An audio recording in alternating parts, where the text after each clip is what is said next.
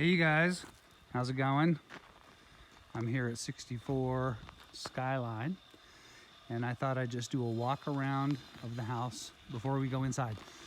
So this is the road that leads up, and I think in looking at it that our access road might be across somebody else's property that might have an easement, and that needs to be looked into.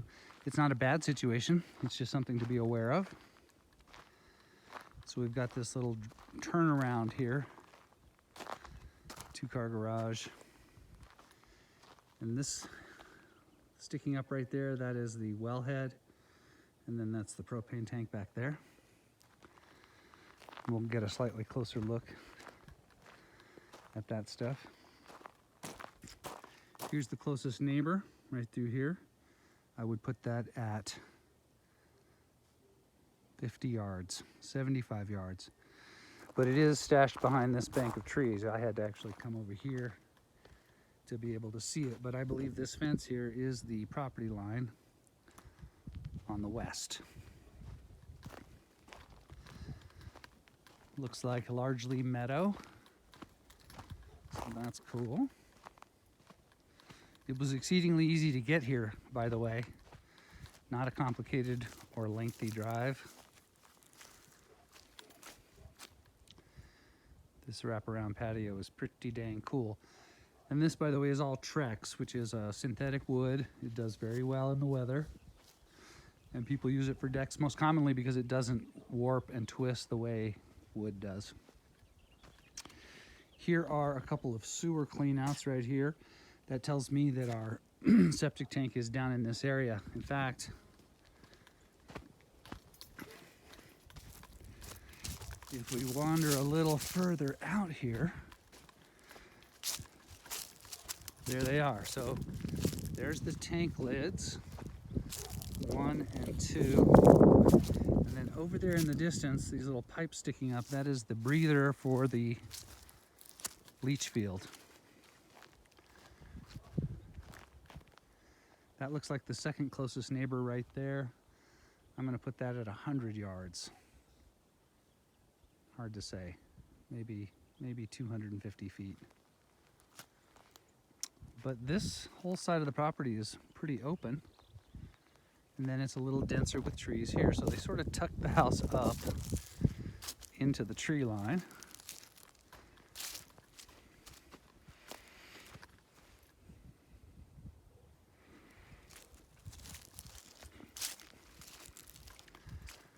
This is a lot of very usable dirt. Not a crazy hill. And so that is good. Now here's something that's a little unusual, and we would need to be educated as to what's going on here. I see 1, 2, 3, 4 sets of cleanouts. It's normal to see 1. We occasionally see 2, but including the one on the other side of the house, that's 5 sets of cleanouts. That just means there's a lot of access to the sewer line. And there may even be some kind of alternative drainage like a gray water system. We will have to learn about that. There's a mighty shed.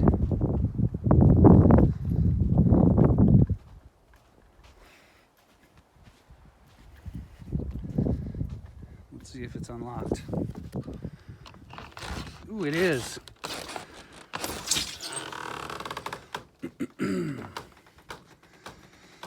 Significant storage. This is about a 1-car garage worth of space. I would put this at 10 by 20.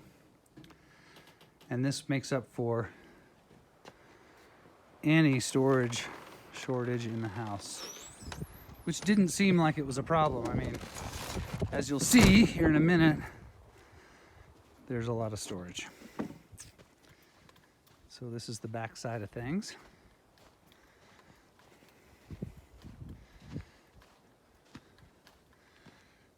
Careful coming out of that door. That step is quite a killer. Here's the wellhead.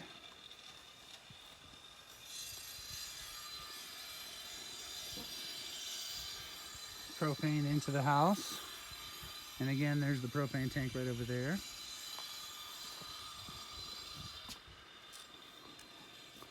electric panel, and back around to the front.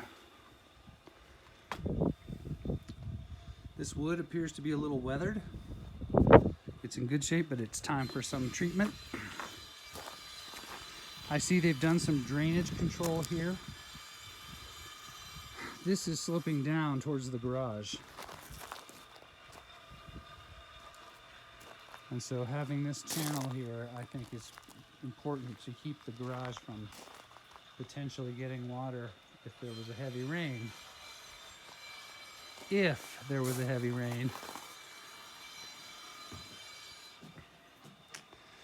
So here we go.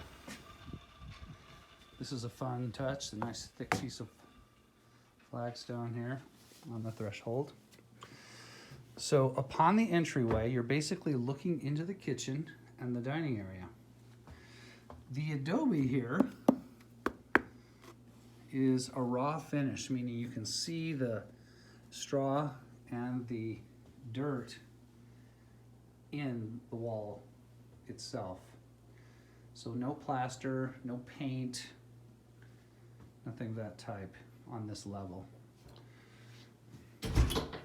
So this goes upstairs to bedrooms and master. And then here on the left, we have the garage. And normally I wouldn't spend too much time in here, but you can really get a sense of the construction of the house. You can see the adobes. You can see what's called the bond beam, which is the cement that runs along the top of the walls. And then in here we have what appears to be a fairly exotic hot water radiant system. So this is a hot water boiler. This is an electric water heater. And I can't tell by looking if they work together or if they are completely independent, because wow, there's a lot of pipes going on here. But I can tell you that these creatures by themselves are pretty standard and we know them well. All of this has to do with moving the hot water to the various rooms. Anytime I see a little pump like this, we can kind of see, in fact, they're labeled garage floor, bath supply upstairs, master bedroom. So those are the pumps that move the water to the various zones. This is a pressure bladder for the well. That is a water softener. So I would certainly recommend, in addition to a well inspection, a radiant heat boiler inspection. I see by the green tag from the county here that that unit was installed and inspected in 2018, which puts it on the newer end of things. That's good to see because, you know, those things are expensive, and being that it's a little newer makes me slightly more confident. Here are the green tags for the water heater. Does that look like 2005? I think it does. The tags are upside down, so sorry about that. Okay, garage, 2-car. I see that there's a 220 outlet over here on the wall, so that's nice for auxiliary equipment.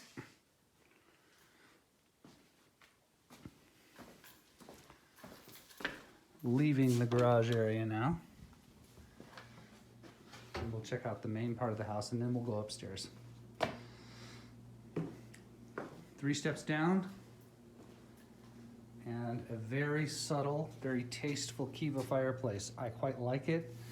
One of the things people do a lot is they build a fireplace that's way too big for the room because they think it looks cool. This is an understated, appropriate for the space Kiva fireplace. Direct access to the outside deck off of this dining area. And of course the kitchen. It's actually quite a lot of kitchen. There's this bar surface for sort of eating, cutting block next to the stove, dish station, and of course that is a view that actually might make you want to do dishes. Not.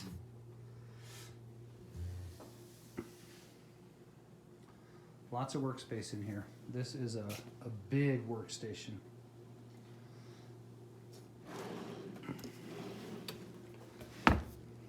Pretty standard construction on these drawers. They're nice, nothing to write home about, pretty standard issue, but in excellent shape to my eye. The rustic wood and the natural finish continues throughout this level of the house. I am also noticing glass front, a lot of glass front cabinetry. And then you've got all this. This is just backup workspace. I mean, we're talking about 1, 2, 3, 4 workstations, 5 workstations, and then the dish area. So loads and loads of work area in the kitchen. The flooring down here is brick. It's a traditional finish. It looks great. As I enter the living room, what strikes me is the way that the view is framed up. Let's see if I can get that to show up. So in the main living room window, the view is pretty darn spectacular. Another French door. Seem to be having some focus problems. There we go. And the ceilings in here, I'm going to put these at 18 feet, give or take.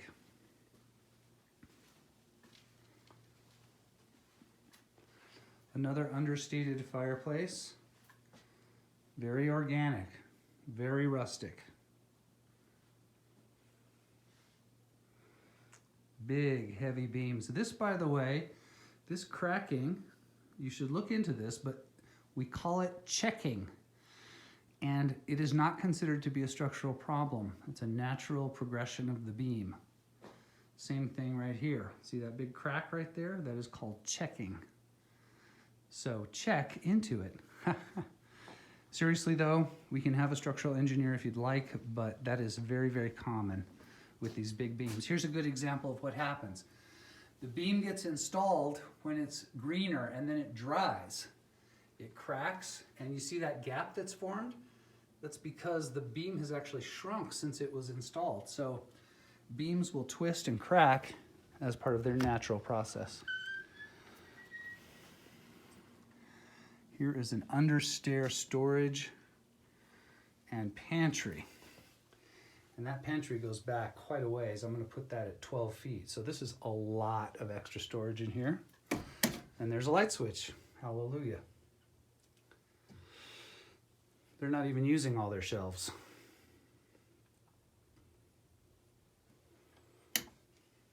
Okay.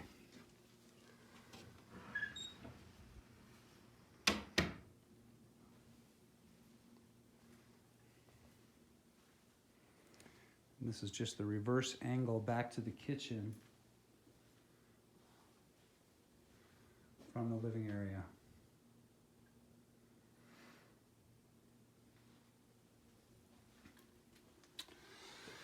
Okay, I'm calling this the office because it's not a private space. You'll notice that this arch has no door. So although they have it set up with a day bed, they also have it set up with a desk and a computer station because it's pretty public without a door. So I think better as an office, but certainly could sleep somebody comfortably. Nice walk-in closet.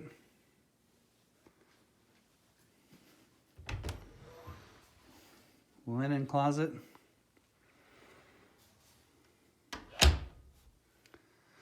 And a 3/4 bath. 3/4 bath is shower, no tub. The tile looks fantastic. The grout looks really good. Here's an anomalous pipe sticking out of the wall. Don't know what that's about. We'll have to learn about that. I do see that the finish in here is a little more traditional. This sounds like drywall to me. And I, in fact, think this is mud on top of drywall.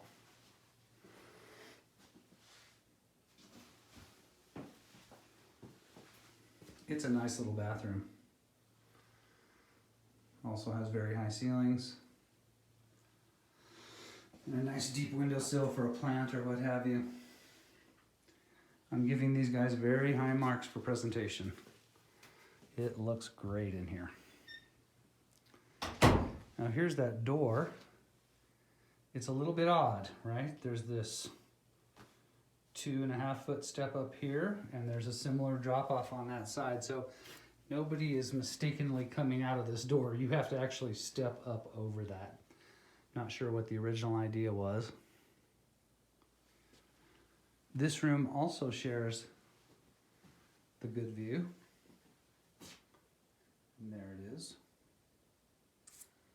That is east, more or less.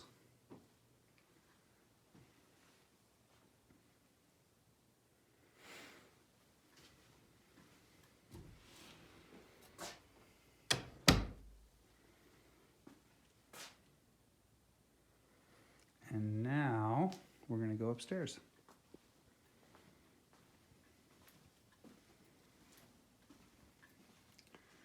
Little details on the backsplash are kind of fun.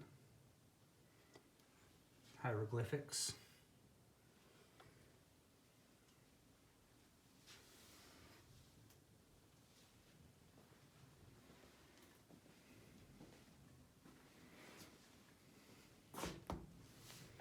It's hard to determine exactly what walls are adobe and what walls are not adobe without knocking on them. An adobe wall feels solid like a stone, and a frame wall echoes like a hollow wall. So stairs appear to be oak. There's a bunch of built-in bookshelves as you ascend. And here's some frame construction. So the second story is framed in. It's not adobe up here. And you hear the difference in the way the wall sounds when you rap on it. Looks like the oak continues on the upper level. Hardwood floors. This roof is a TPO rubber membrane roof, which is a good thing.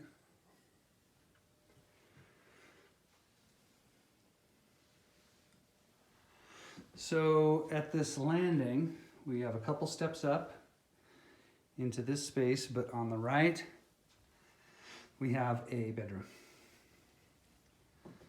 And they've got it set up with a couple twin beds, but this room obviously tracks the roof line.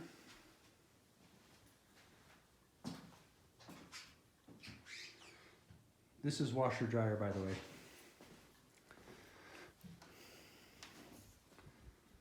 So laundry upstairs, and those are just, that's a closet and that's a linen. And this bedroom has its own bathroom. It's a 3/4 bath. Pedestal sink. Big skylight right here. I mean, this is right at the ceiling.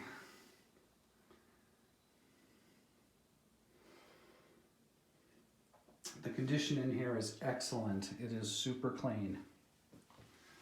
It doesn't look like this room gets very much use to me. I would probably paint it. It's a little bit pink in here. All right, so I'm leaving the bathroom. And we're into the bedroom now with the hardwood floors. And of course the views just kind of are out of every window.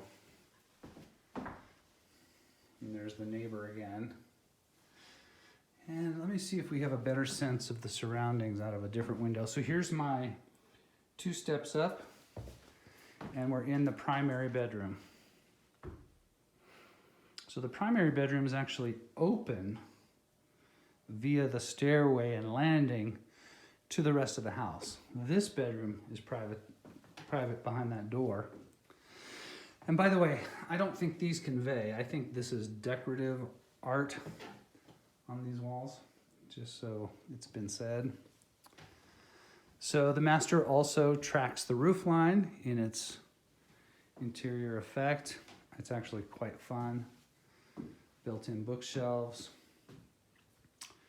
And French doors to nothing. Do not go out those French doors because you would need a deck here to make that functional.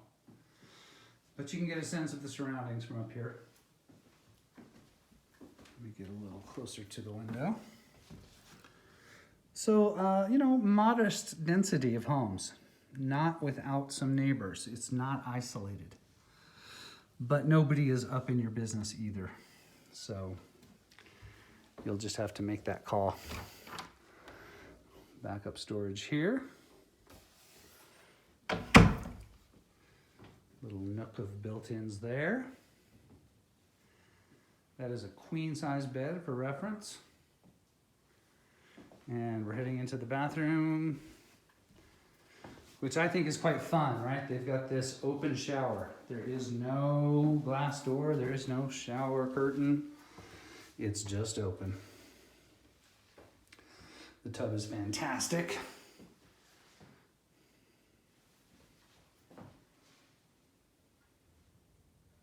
And takes advantage of that good view. Plenty of space in here. Single vanity, but wow, is it big. This is twice the size of a normal sink. One could even share. If somebody approached at this angle, the other person could approach at that angle, and it would be very communal.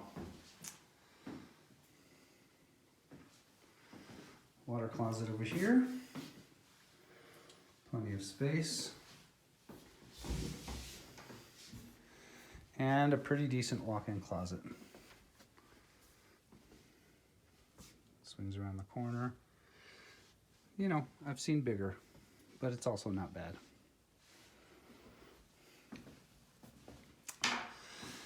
So that's pretty much the house. My observation is that it is unique on a level that you don't see very often. A true custom with all kinds of little touches, only a few of which I have mentioned in this video. It just kind of goes on and on. You know, for example, custom door cut there.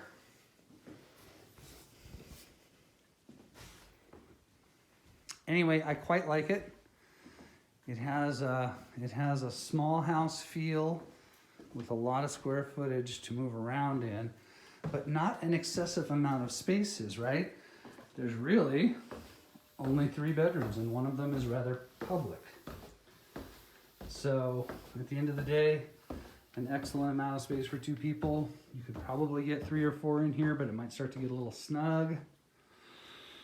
Yeah. Neat house. Okay, guys. Thanks very much, and we'll talk to you soon. Bye.